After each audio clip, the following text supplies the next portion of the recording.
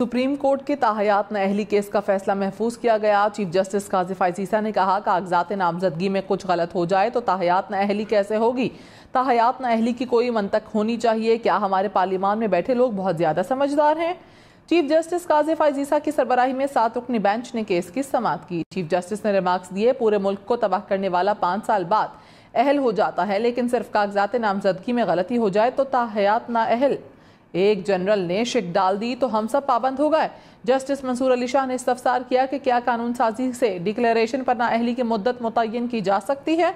जहांगीर तरीन के वकील मखदूम अली खान ने कहा कि आइन में कोर्ट ऑफ लॉ की बात है, जिसमें सिविल और क्रिमिनल दोनों अदालतें आती हैं। चीफ जस्टिस काजी फायजीसा ने कहा कि हम खुद को आइन की सिर्फ एक मखसूस जुज़ तक महदूद क्यों कर रहे हैं। जब आइन ने खुद तय किया नाअहली इतनी है तो ठीक है, आइन को इतना मुश्किल ना बनाएं कि लोगों का एतमाद ही खो दें। केस का मुख्तसर फैसला जल्द सुनाएंगे।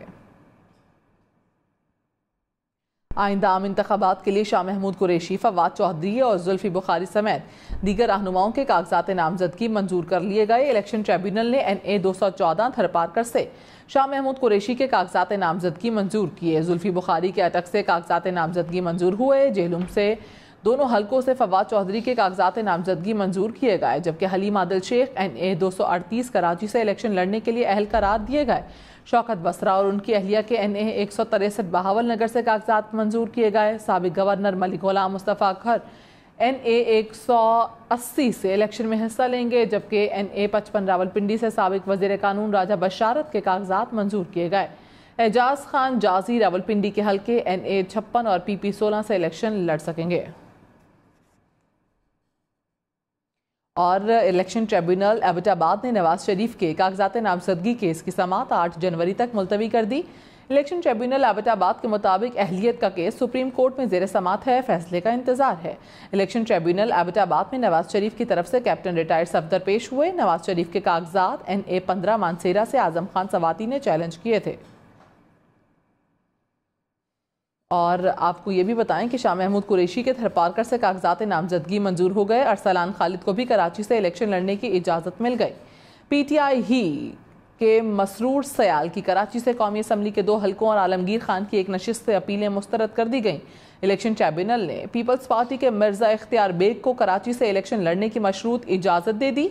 जस्टिस अदनान ने कहा कि अगर दोहरी शहरियत ख़त्म हो चुकी है तो बयान हल्फी जमा करवाएं। अगर बयान हल्फी गलत साबित हुआ तो इलेक्शन जीतने के बाद कामयाबी मनसूख तस्वुर होगी। BNP मेंगल के सरबराह सरदार अख्तर मेंगल को इलेक्शन लड़ने की इजाज़त मिल गई। दीगर 17 उम्मीदवारों की भी अपीलें मंजूर कर ली गईं। जस्टिस हाशिम काकड़ ने ROs के फैसलों के खिलाफ अपीलों पर समाअत की।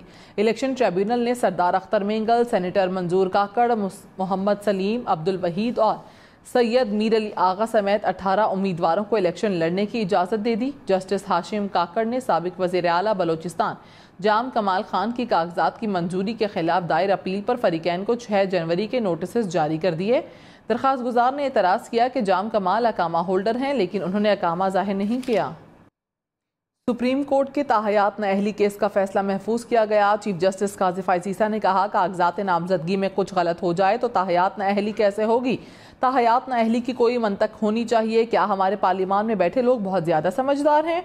चीफ जस्टिस काजी फायजीसा की सरबराही में 7 रुकनी बेंच ने केस की समाअत की। चीफ जस्टिस ने रिमार्क्स दिए, पूरे मुल्क को तबाह करने वाला 5 साल बाद अहल हो जाता है, लेकिन सिर्फ कागजात नामजदगी में गलती हो जाए तो ताहयात नाअहल। एक जनरल ने शिक डाल दी तो हम सब पाबंद हो गए। जस्टिस मंसूर अली शाह ने इस्तफसार किया कि क्या कानून साजी से डिक्लेरेशन पर नाअहली की मुद्दत मुतय्यन की जा सकती है। जहांगीर तरीन के वकील मखदूम अली खान ने कहा कि आइन में कोर्ट ऑफ लॉ की बात है, जिसमें सिविल और क्रिमिनल दोनों अदालतें आती हैं। चीफ जस्टिस काजी फायजीसा ने कहा कि हम खुद को आइन की सिर्फ एक मखसूस जुज़ तक महदूद क्यों कर रहे हैं। जब आइन ने खुद तय किया नाअहली इतनी है तो ठीक है, आइन को इतना मुश्किल ना बनाएं कि लोगों का एतमाद ही खो दें। केस का मुख्तसर फैसला जल्द सुनाएंगे।